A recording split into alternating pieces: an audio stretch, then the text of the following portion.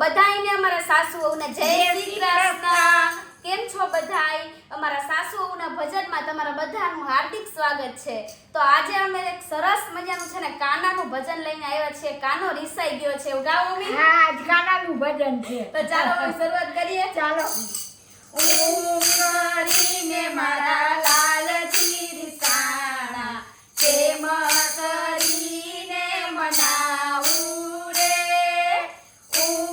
કરીને મારા લાલજી રીસાણા, કેમ કરીને મનાવું રે,